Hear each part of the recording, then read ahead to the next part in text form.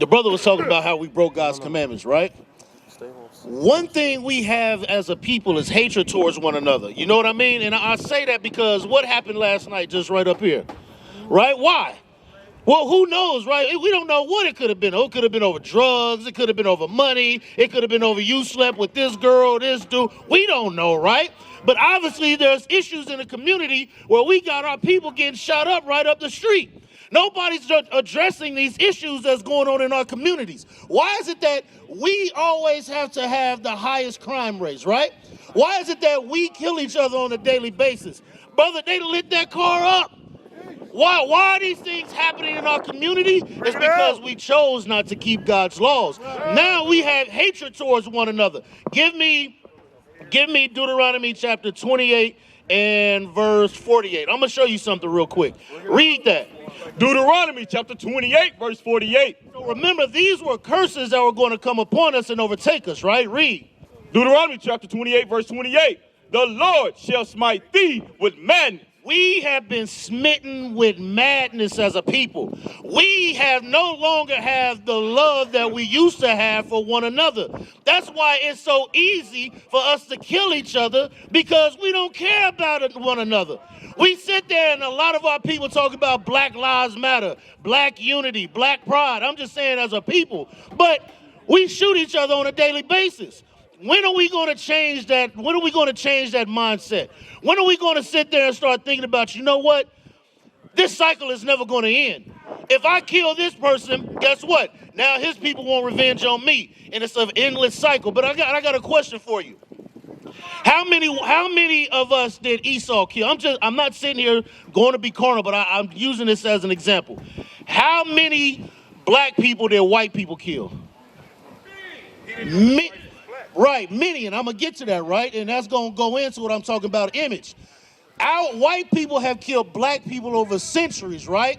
And what happened as a people? We say, oh, well, just forgive them. But yet, there's no retaliation against the people that put your people in slavery, right? But yet there's retaliation against your brother who you see every day. And now you got a problem with him, but you ain't got a problem with them.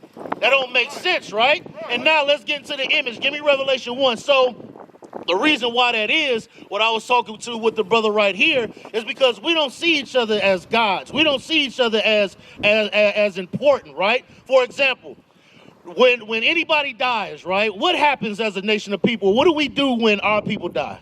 What do we do? Do we do anything? Just grieve, right? That's it, right? Now, when we kill each other, now, when a white person kills us, what do? We tear everything up. What? We riot. We do all these things. So why, when we kill each other, we don't do anything, but when a white person kills us, we go crazy? Because subconsciously we think that they're God. But that's not true. We've been told lies that this person is God, and they're not. Really, you are the gods upon this earth. Read that. Revelation chapter 1, verse 1. The revelation of Jesus Christ, which God gave unto him to show unto his servants things which must surely come to pass. So now he said, look, I'm getting ready to show you some things, right? So now he's getting ready to show him and reveal certain things to him. A lot of times we come out and a lot of times people think like, dang, you know what? Like, for example, do y'all believe in the Bible? Have y'all ever read the Bible? A little bit, right? But because you've been lied to with it so much in life, or what they said about it, you're just like, I don't want to deal with it, right? But now we said, that's what I thought too. I thought the same thing growing up. But then I found out that everything in his Bible is for us. It ain't for everybody. That's the thing is, they use this Bible to get us enslaved. They use this Bible when we were in slavery to teach us opposite of what the Bible actually says. Now watch this. Keep reading. Verse 14. Revelation chapter 1, verse 14.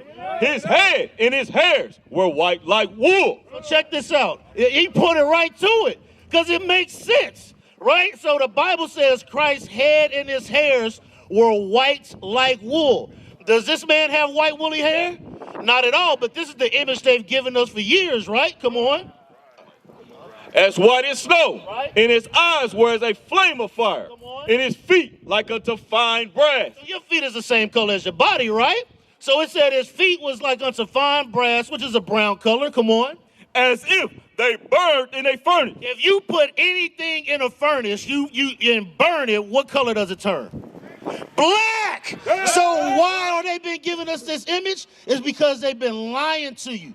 They've been telling you that you're nobody. They've been telling you the only way that you can succeed is to be a rapper, to be a drug dealer, to be an entertainer, to play basketball, all these things, right? They've never told you how great you are according to the Bible.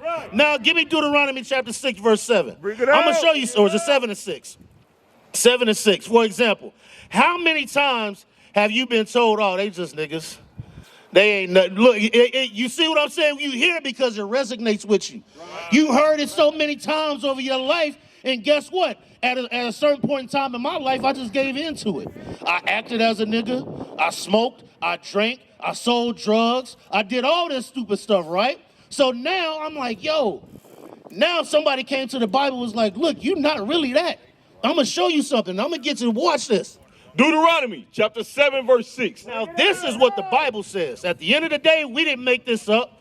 These aren't our words. This isn't something that we decided to write down. This is what God said about you. Read that.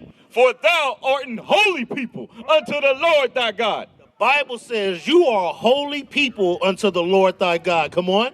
The Lord thy God hath chosen thee to be a special people unto himself, above all people that are upon the face of the earth. He said, you, so-called blacks, Hispanics, and Native Americans, he said he chose you to be above all people upon the face of the earth. He said you are the greatest nation that have ever been created. But what has happened?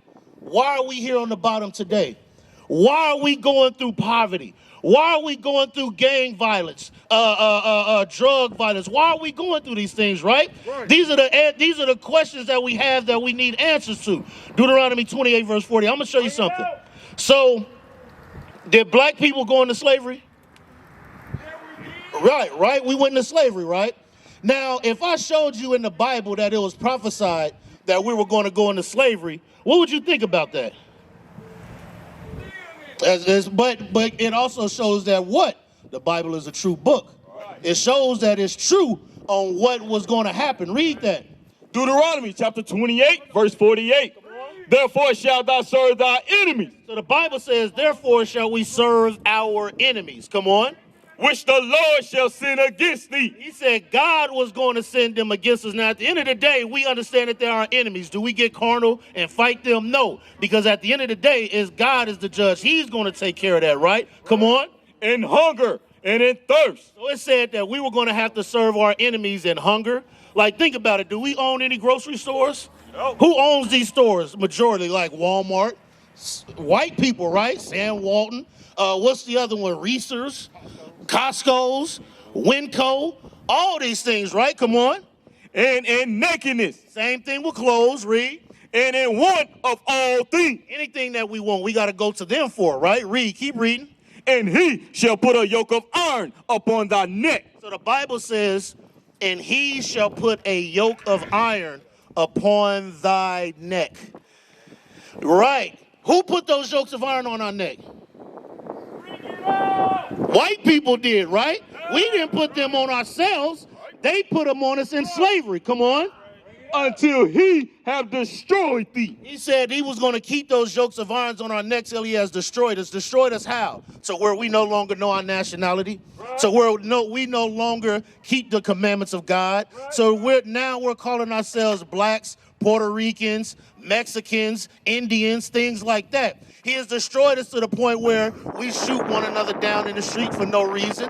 These are the things he has just done to us mentally. But now our job, give me Luke 4 and verse 18. I'm going to show you what our job is. You're sitting at home, you're watching YouTube, and you just letting your life pass you by. Maybe I'll subscribe tomorrow. Maybe I'll subscribe next month. No, do it now. You can watch classes before work, after work, in between on your breaks. You on your phone all day anyways. Why not pick up the phone and get you something that's going to edify your life and get you on a better path? What are you waiting on?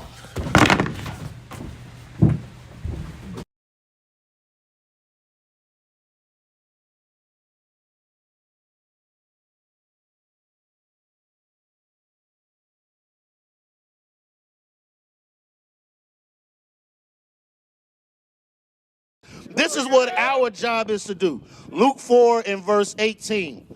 Because we as a people need help. We've been looking everywhere else to try to get help, and we can't find it. How many times have we marched? Didn't Martin Luther King, he organized all these marches, right? Did that ever get us in a better situation? Now, I will say he was pivotal in us being able to do some of the stuff we do now, but have we really advanced? Have we really made any advancements at all? No, but we are able, but through those certain things, we're able to start teaching how we do now. Right. And this is what we got to do. Read that. Luke chapter 4 and verse 18. The Spirit of the Lord is upon me, because he hath anointed me to preach the gospel to the poor. He has anointed us to preach the gospel to the poor. Meaning what? Not only just poor in poverty like we are, but also poor in spirit. Because we no longer have identified ourselves with the people of the Bible. Come on. He has sent me to heal the brokenhearted. God has sent us to heal the brokenhearted. Because at the end of the day, we know the situations that you're going through. We've been there. Some of us still in these situations, right? So our job is to heal the brokenhearted. What Christian churches do you see out here coming into the hood like this? Bring it out. They don't want that. They want your money. They want you to come, bring your tithes, bring your money, and still stay in sin. They don't really care about your well-being. Come on. To preach deliverance to the captive. Our job is to preach deliverance to the captives. We are the captives. We are the one in captivity. We don't run this world, right? Come on. And recovering of sight to the blind. Right. And our job is to get our people to see. Get our people to see and to understand the truth according to this Bible. Now check this out. I'm going to show you something. Give me Deuteronomy 28 verse 68 now. I'm going to show you something again. Show you how real this Bible is. Deuteronomy chapter 28 verse 68. And the Lord shall bring thee into Egypt again. So Egypt is just synonymous for bondage. It means slavery. So God said he was going to send the Israelites into slavery again. Come on. With ships. With what? Ships. Who went into slavery on cargo slave ships? Bring it out. It was us. No other nation can sit there and claim that these things happened to them. It was prophesied in the Bible thousands of years before it happened. Come on. By the way whereof I spake unto thee, thou shalt see it no more again. And there ye shall be sold unto your enemy. The Bible says we were going to be sold unto our enemies. Come on. For bondmen, slave men, and bondwomen. And no man shall buy you. And we've still been in this captivity until Christ returns. So it said we were going to be sold unto our enemies for slave men and slave women. Right? Now, what you got a question? Don't leave, because I want to use this as a teaching point. What's your question? I appreciate everything y'all saying, but the Jews actually became slaves before the black people became slaves. We are the Jews. See, now he want to say that we ain't the Jews. No, I didn't say that. You said the Jews became slaves before the black people. The black people are the Jews. That's right. So that it doesn't make any sense. Jews were all different colors. No, Jews were not all different colors. They were. You see what happens? You see, we sitting here out for you, right? Why is she so upset that we're trying to wake you up? Trying to lift up our people out of a better situation. They can't stand us trying to man up. They don't like that, even at their lowest, at their basis. This is the basis of a white person. This is the lowest that a white person could get. Even at their lowest, she still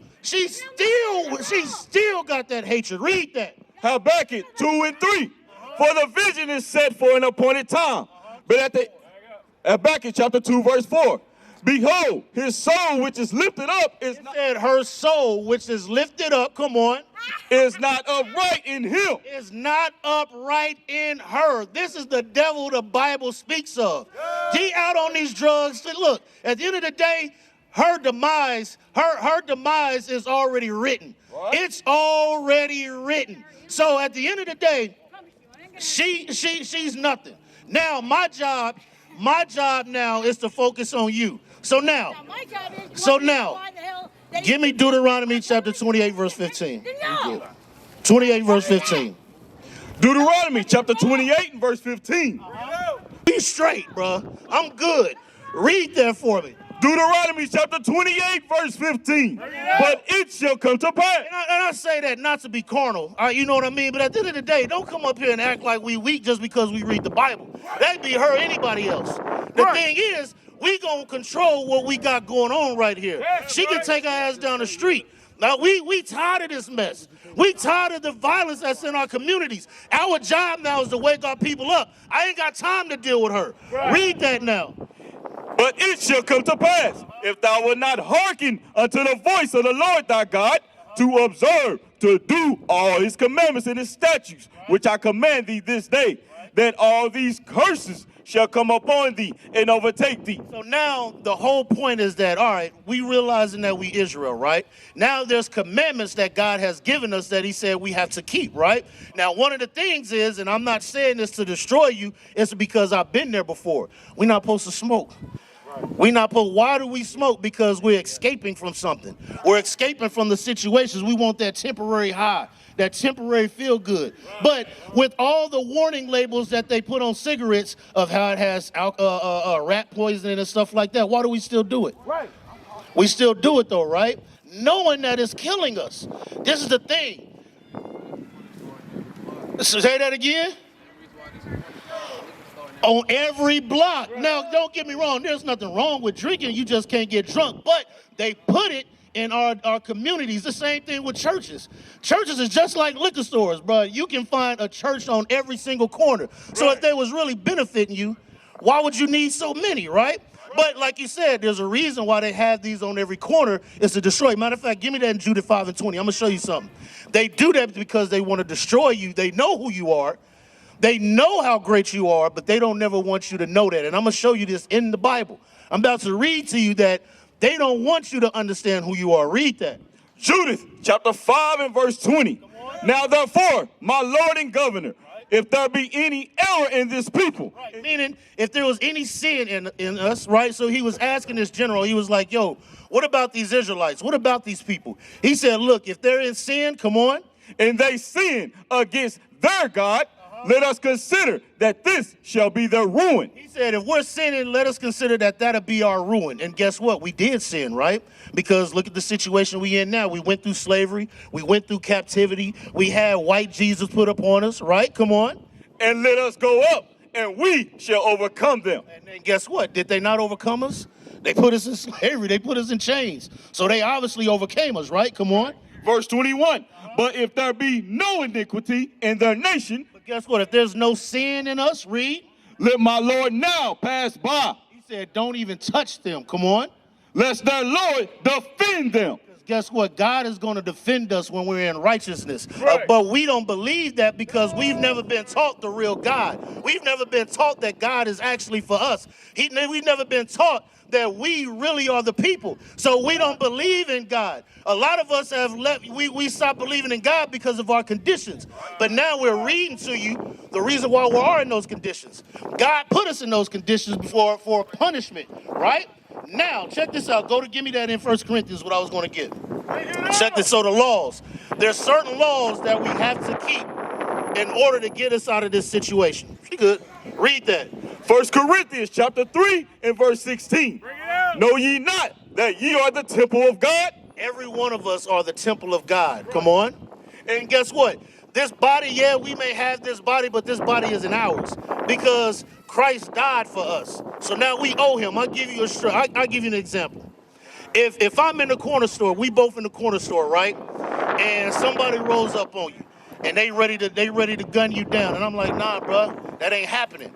It's like, nah, I'm getting ready to do it. I said, nah, you do it, you got to deal with me. And now he don't do it, right? So what do you owe me? Okay. You owe me your life now because I saved it. That's the same thing with Christ. Right. Our bodies aren't ours. Our bodies aren't ours. We have to be a living sacrifice unto Christ. Read that.